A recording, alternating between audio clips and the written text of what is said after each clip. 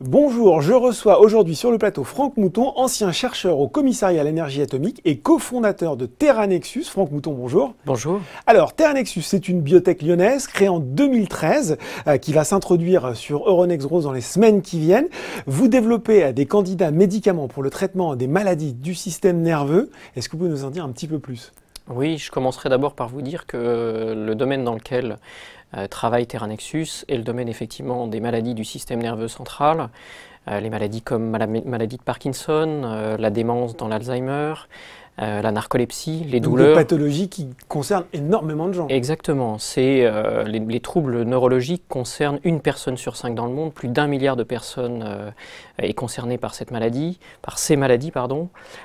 C'est aussi la première cause de handicap devant les maladies cardiovasculaires, devant le cancer, et cela en dépit des traitements actuellement disponibles. Donc vous voyez des très forts besoins médicaux à satisfaire dans ce domaine-là. Donc un enjeu de santé important, et puis une spécificité de Terranexus. Si on rentre un petit peu dans le technique, et vous allez nous l'expliquer, vous ne prenez pas une molécule de zéro, vous combinez des traitements qui existent, alors je vais rentrer sur des cellules non neuronales qu'on appelle gliales, et vous les combinez avec des traitements neurologiques éprouvés. J'ai à peu près bon ? C'est exactement ça. Oui. En quelques mots, d'abord, la rupture technologique, qui s'inscrit justement dans la technologie Terranexus. Nous avons identifié en fait une des raisons pour lesquelles les médicaments qui sont actuellement prescrits dans ces maladies-là présentent une limitation en termes d'efficacité. Ce que nous avons compris en fait, c'est que ces médicaments qui agissent sur les neurones, qu'on connaît tous, agissent également sur une autre population de cellules dans le cerveau, que vous avez cité, qui sont les cellules gliales. Les fameuses cellules gliales. C'est 50%, je crois, ce que vous dites. Exactement, du cerveau, c'est 50% de la masse du cerveau. Et en fait, lorsque vous agissez simultanément sur les cellules neuronales et les cellules gliales, vous avez des traitements plus efficaces. Et donc la technologie est celle-ci, et nous avons fait des choix d'exploitation qui nous permettent justement de réduire les temps, les coûts et les risques de développement. Comme vous l'avez cité, on ne part pas de zéro. On est parti en fait de médicaments qui étaient déjà connus, déjà utilisés chez l'homme. Nous les combinons. 2 médicaments, un médicament qui agit sur les neurones, un médicament qui agit sur ces fameuses cellules gliales repositionnées. Le repositionnement, ça consiste à trouver une nouvelle activité à un médicament qui était indiqué dans une autre application. C'est ce que nous avons fait. Et donc nous développons des combinaisons de 2 médicaments. Un psychotrope, le traitement de référence dans l'indication qui nous intéresse, et un autre médicament agissant sur ces cellules gliales. Et ça permet d'avoir une meilleure efficacité. Et ça vous redonne un brevet qui est valable pour 20 ans. Exactement, ça permet de reprotéger les 2 médicaments, ça permet tout de suite de s'inscrire en meilleure efficacité de ce qui est le plus efficace actuellement, et enfin le fait de bénéficier justement du fort recul d'utilisation de ces 2 médicaments permet de réduire les temps, les coûts et les risques de développement. Bon, c'est séduisant. Si on rentre dans le concret, quel est actuellement justement votre portefeuille de médicaments? Quel est à peu près l'avancement de vos différents produits? Donc effectivement, sur ce profil attractif, 3 candidats médicaments qui sont actuellement en développement sur 4 indications différentes. Le premier qui s'appelle THN102.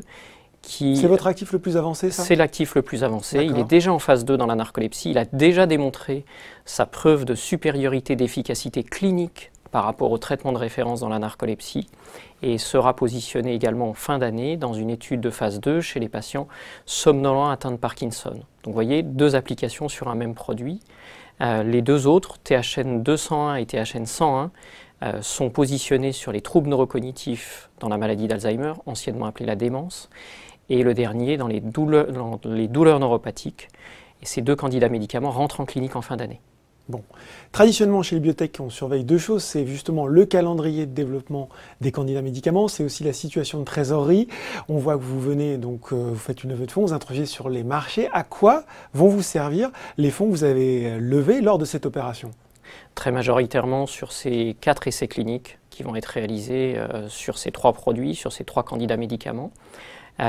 Également sur le renfort de la plateforme, puisque nous avons une capacité de plateforme, vous l'avez compris, à travers cette technologie déclinable, et également sur les activités de business développement que nous souhaitons aussi renforcer dans l'objectif d'un accord industriel de licence à l'horizon 2019. Je crois que vous êtes soutenu par vos actionnaires historiques qui participent à cette opération.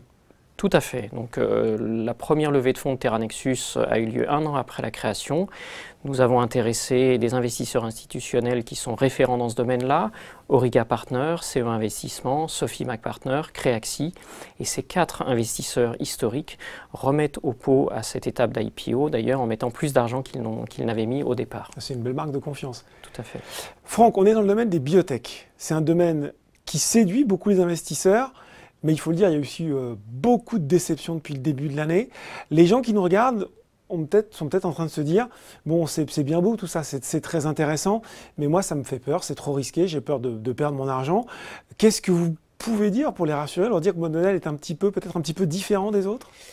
Effectivement, je pense que d'abord, la première chose à dire, c'est que les aléas dans le développement des biotech, c'est quelque chose de réel. Il faut Donc pas on le redit, les biotech, c'est risqué. Exactement, Ouais. Je pense qu'il ne faut pas le nier. Terranexus, en fait, dans sa stratégie, et ça dès le début, dès l'identification de la technologie, nous avons eu à cœur de prendre en compte justement ces risques-là et de les maîtriser. La première chose, c'est, je vous l'ai dit, on utilise des médicaments qui sont connus, utilisés chez l'homme, et ça permet de réduire un certain nombre de risques. Et puis après, les choix que nous faisons de couple indication-produit permettent aussi d'optimiser justement les probabilités de succès de développement clinique et de succès commerciaux. Si je prends l'exemple du THN 102, c'est un marché de 2 milliards actuellement. Et tout cet environnement-là, ce profil attractif de Terranexus, s'est confirmé par des engagements de nouveaux investisseurs institutionnels qui viennent rejoindre l'IPO et qui viennent sécuriser une bonne partie du financement que nous recherchons. Bon, une maîtrise du risque, un beau potentiel commercial, c'est le mot de la fin. C'est ça. Merci Franck. Merci beaucoup, c'est moi qui vous remercie. Je précise pour finir que Terranexus s'introduit sur Euronext Growth. L'offre est ouverte jusqu'au 24 octobre pour un prix compris entre 14 et 18,80 € à l'action. La société est par ailleurs éligible au PEA-PME et elle permet de bénéficier du dispositif de réduction d'impôt ISF-PME.